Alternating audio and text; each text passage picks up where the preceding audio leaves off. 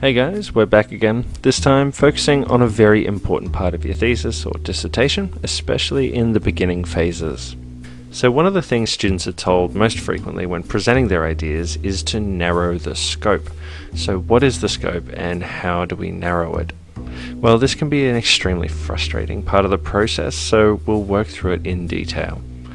Simply put, it's what you want to focus on, and more realistically, within the limitations of deadlines and word counts. Now remember that these limitations exist because they're deemed reasonable. The wildcard in this context is your topic, which needs to fit these parameters. You must be able to comprehensively cover the research material and answer your question without sacrificing quality. Thus, your scope is the sum total of all component pieces in your puzzle. These are typically variables in your analysis. The trick, however, is justifying what has and has not been included. So regardless of your work ethic and planning skills, the scope can still cause issues if you don't think it through early on. Now there are some typical impediments that cause issues for students. Ironically, this bit is more about knowing your own quirks and idiosyncrasies, and noticing when things get out of hand. Good intentions, passion, and confidence are all great, but in oversupply they can be a hindrance. So be realistic about what personal traits might make things harder to manage if left unchecked. Balancing these is paramount. Pragmatism, adaptability, and humility will provide a firm foundation so you can reflect, reevaluate, and tweak ideas where necessary. You're not rewriting history here. It's about sensibly seeing your efforts as part of a humble collective progression toward human knowledge. Adjusting the scope early on is significantly easier than trying to trim down or unnecessarily elaborate on your research later on.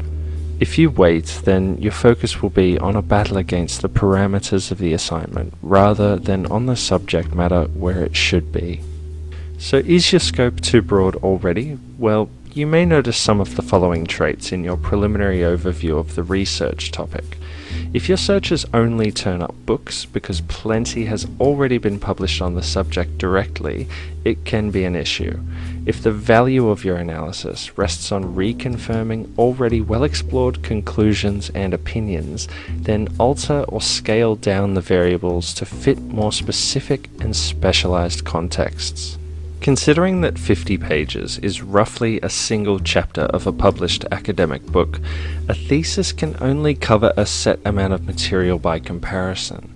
Furthermore, this original research you're producing should add value to your field on its own strength and within that word limit.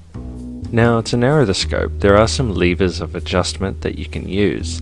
With perspective, rather than the role of religion in charity work, pick subgroupings like Theravada Buddhism and monetary donation. Focus your viewpoint by tightening the lens. Precision qualifying your population via age, level of education, gender, political leaning, or income can focus your study as well. As for chronology, rather than economic policy in Japan, look at data specifically between 1990 and 98, for example. When mapping your study out, see if it's necessary to interview 50 individuals. Would 30 be okay? Is every case study essential to your argument? The geography can move down in levels from continents to countries, states, cities, towns, or even across comparable weather climates. You can also specify particular actions like lobbying involvement or attendance at religious places of worship. Consider these factors as if each were on a sliding scale, and with the parameters in mind, consider what adjustments to the scope will still offer quality, originality, and utility to your field.